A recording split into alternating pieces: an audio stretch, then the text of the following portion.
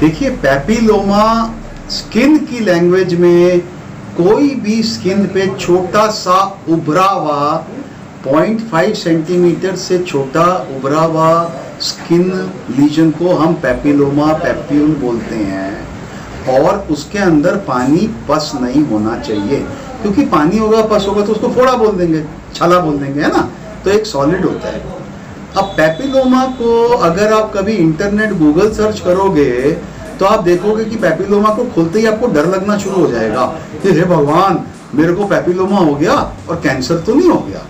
आपको ये इस वीडियो के माध्यम से ये समझाना है कि अधिकांश पैपिलोमा ना तो कैंसर होते हैं, ना कैंसर के सिम्टम होते हैं, ना बाद में कैंसर में परिवर्तन होता है। सबसे कम खतरनाक और सबसे कॉमन जो पैपिलोमा होता है उसको हम लोग हमारे स्किन की लैंग्वेज में स्किन टैग कहते हैं। इसमें आपने देखा होगा कि कुछ लोगों को गर्दन पे या बगल में, नेक पे, बगल में मतलब आर्मपिट, अंडर आर्म में या जांग में, या जहाँ पे लूज फ्लैश, थोड़ा सा मांस की, ओवरवेट लोगों को जहाँ पे थोड़ा सा लूज फैट होता है, वहाँ पे छोटे छोटे उभर के आते हैं जिसको स्किन टैग कहते हैं। ये जो पैपिलोमा है ये सिर्फ एक स्किन की फोल्डिंग है। फोल्डिंग का मतलब हो गया जैसे चादर बिछाई तो बल आ गया ना, एक साल आ गया। ये सबसे लीस्ट नुकसानदायक है और ये इन्फेक्शस नहीं है, मतलब ये एक मरीज से दूसरे मरीज को संक्रमण, इन्फेक्शन नहीं होगा। इससे नेक्स्ट हायर पैपिलोमा आता है जिसको वॉट कहते हैं। वॉट का मतलब होता है वो ह्यूमन पैपिलोमा वायरस से इन्फेक्शन है। वॉट में इन्फेक्शन होता है।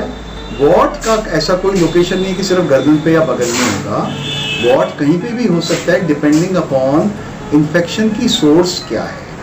जैसे कि अक्सर चेहरे पे, दाढ़ी के इलाके में, चेस्ट पे, बैक पे, बाजू में, उंगलियों पे, कहीं पे भी वॉट हो सकता है जो कि पैपिलोमा वायरस के कारण होता है। जैसे कि अधिकांश वायरस की बीमारियों का खाने के इलाज, लगाने का दवाई नहीं होता, ऐसे ही इस वायरस वाले पैपिलोमा का इलाज खाने की गोली से या लगाने की दवाई से नहीं होगा। हमको इसको निकालना पड़ता है। निकालने का मतलब इसको जलाना है। अब अलग अलग डॉक्टर्स अलग अलग मशीन या अलग अलग दवाई से जलाते हैं। कुछ लोग एसिड लगा के जलाते हैं, कुछ लेज़र से जलाते हैं, कुछ इलेक्ट्रोकॉटरी यानी बिजली के करंट से जलाते हैं, छोटा सा इंजेक्शन लगा के, लोकल एनेस्थीसिया लगा के। थर्ड चीज जो थोड़ी सी और डेंजरस है वो है जो पैपिलोमा, जो वॉट आदमी के और लेडीज के यौन अंग, गुप्त अंग यानी कि पेनिस एंड वेजाइना एरिया में होता है। ये वाला जो इन्फेक्शन है ये सेक्सुअल इंटरकोर्स से होता है। तो और यही वाला पैपिलोमा है, यही वाला वॉट है जो सेक्सुअल इंटरकोर्स से होता है। इसको हम लोग सेक्सुअली ट्रांसमिटेड डिजीजेस के अंदर ग्रुपिंग करते हैं। और यही वाला है जिससे कि बाद में अगर ठीक से इलाज ना करो और मरीज की मॉनिटरिंग मतलब मरीज को जरा बीच बीच में 6 महीने में, 1 साल में जरा सा चेक करते रहो, ये वाला जो कैंसर में भी परिवर्तित चेंज हो सकता है। सपोज आपकी बॉडी में कोई छोटा सा दाना हुआ, बॉडी में कहीं पे भी, तो मन में लोगों को डर क्या लगता है, अरे कैंसर तो नहीं हो जाएगा। तो कैंसर के कुछ लक्षण हैं। एक लक्षण क्या है, सडन इंक्रीज इन साइज।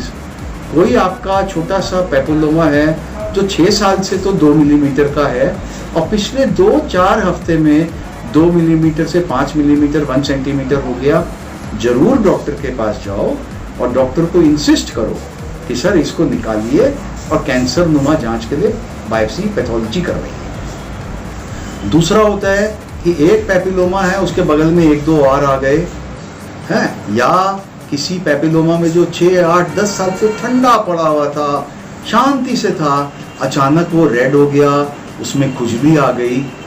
तो इरिटेशन, पेन यानी कि खुजली, दर्द, सडन इंक्रीज इन साइज, थोड़ा सा साइज बढ़ गया बैठे बिठाए, जो कि पहले बहुत सालों से शांति से क्वाइट था, हाँ?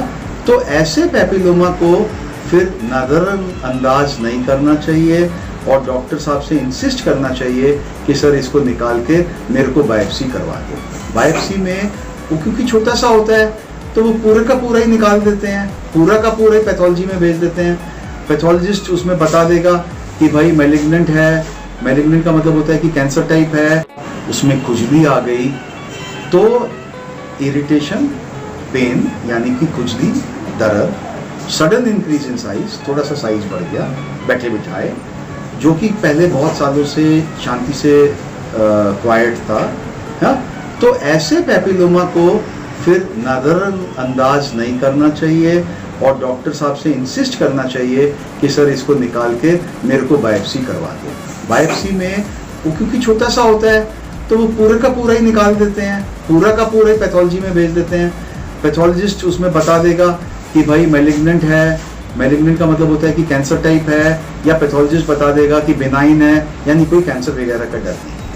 तो इन चीज़ों को हम लोग पैपिलोमा कहते हैं आमतौर पे, जो स्किन में बाहर लोगों को दिखते हैं। लेकिन कुछ कैंसर नुमा पैपिलोमा नाक के अंदर, गले में, जबान में, इंटरनल ऑर्गन्स में भी होते हैं, तो वो हमको दिख नहीं रहे हैं, तो हमको यहाँ पे उनके बारे में चर्चा करने की आवश्यकता नहीं है। सपोज आप मंजन कर रहे हो, गिरारे कर रहे हो और आपने गला खोल के कभी टॉर्च मार के देखी कि एक छोटी सी एक मटर टाइप का दाना लटका हुआ है, एक मोती टाइप का दाना लटका हुआ है, तो फिर उनको आप ओरल सर्जन, जो डेंटल सर्जन होते हैं ओरल सर्जन, या ईएनटी सर्जन जो कान नाक गले के डॉक्टर साहब होते हैं, उनसे जाके उसकी बायोप्सी करवाने में बेटर है, बेहतर है। क्या फ़ायदा? बिकॉज जब जितनी जल्दी छोटी सी चीज़ को जितनी जल्दी हम बायोप्सी कर लें तो वो निकल भी गया, उपचार भी हो गया, इलाज भी हो गया, ऊपर से मानसिक शांति हो गई कि हाँ जी हाँ कोई कैंसर वैंसर नहीं है, और था तो निकल गया। और फिर डॉक्टर साहब बोलेंगे भाई 2 महीने में एक बार, 3 महीने में एक बार आ जाना है, वो अंदर लेंस डाल के, अंदर लाइट डाल के, ट्यूब डाल के, कैमरे से अच्छी तरह से एक बार में देख लेंगे कि हाँ हाँ कोई चिंता की बात नहीं है, कोई चिंता की बात नहीं है। सबसे इम्पॉर्टेंट चीज़ मैं आपको फिनिश करने से पहले ये समझाना चाहूँगा कि जो भी कोई छोटा सा दाना वाना होता है तो सीधे आप कैंसर वगैरह के भ्रम में, डर में मत जाओ, है ना। बिकॉज जो कॉमन वाले होते हैं वो 2 प्रकार के होते हैं, एक तो ऐसे ही हैं और एक इन्फेक्शन है। जो वैसे ही वाला होता है, नॉर्मल वाला होता है गर्दन में, बगल में, वो तो कई साल तक चलता रहता है, निकालो ना निकालो कोई फर्क नहीं पड़ता। जो छोटे छोटे बहुत ढेर सारे होते हैं उनको जलवाना पड़ता है, चाहे बिजली के करंट से जलाओ, चाहे लेज़र के करंट से जलाओ। एक क्रायोथेरेपी होता है जिसमें लिक्विड नाइट्रोजन या बिल्कुल मतलब बहुत ही टेम्परेचर को कम करके चला देते हैं। तो अलग अलग डॉक्टर्स अलग अलग चीज़ इस्तेमाल करते हैं सरकारी अस्पताल में, प्राइवेट सेंटर्स में। उसको जलवाना बेटर है, क्योंकि सपोज 4 हैं, इन्फेक्शन है, 4 से 10 हो जाएंगे, 10 से 20 हो जाएंगे, 20 से 40 हो जाएंगे, फिर दवाई तो है ही नहीं ना।